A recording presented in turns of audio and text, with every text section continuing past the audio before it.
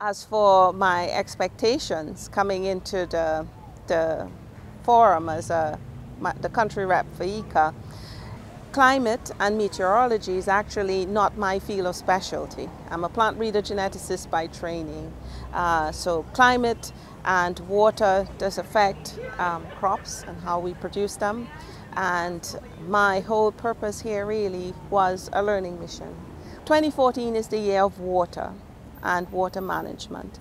And now that our agency, one of the main focus is actually to help our farmers and our stakeholders adapt to climate change. The more we can become knowledgeable about climate, the information that's actually distributed by the Met services and how we can actually use them in our use this information in our decision-making process, the better we can serve our stakeholders and be more valuable to our stakeholders.